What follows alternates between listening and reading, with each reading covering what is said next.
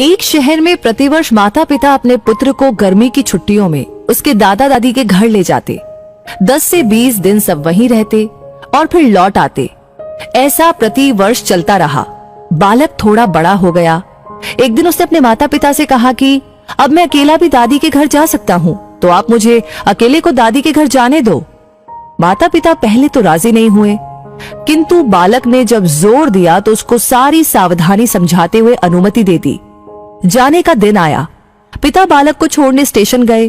Train में उसको उसकी सीट पर बिठाया, फिर बाहर आकर खिड़की में से उससे बात की, उसको सारी सावधानियां फिर से समझाई।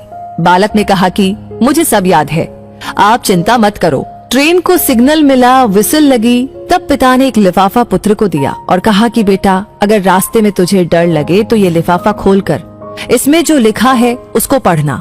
बालक ने पत्र जेब में रख लिया। पिता ने हाथ हिलाकर विदा किया। ट्रेन चलती रही। हर स्टेशन पर नए लोग आते रहे, पुराने उतरते रहे। सबके साथ कोई न कोई था। अब बालक को अकेलापन लगने लगा। अगले स्टेशन पर ट्रेन में ऐसी शख्सियत आई जिसका चेहरा बहुत ही भयानक था। बालक पहली बार बिना माता पिता के, बिना किसी सहयोगी के यात्रा कर रहा था। उसने अपनी आंखें बंद करके सोने का प्रयास किया, परंतु बार बार वो भयानक चेहरा उसकी आंखों के सामने घूमने लगा। बालक भयभीत हो गया, रुआंसा हो गया। तब उसको पिता की चिट्ठी याद आई। उसने जेब में हाथ डाला, हाथ कांप रहा था। पत्र निकाला, लिफाफा खोला और पढ़ा।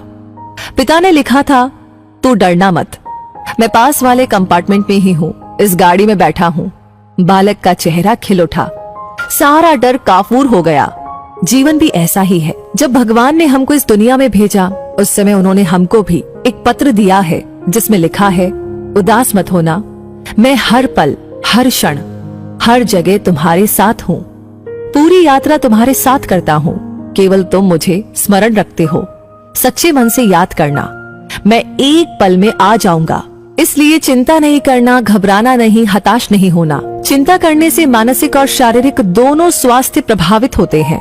परमात्मा पर, प्रभु पर, अपने इष्ट पर हर क्षण विश्वास रखे। वो हमेशा हमारे साथ है, हमारी पूरी यात्रा के दौरान, अंतिम सांस तक।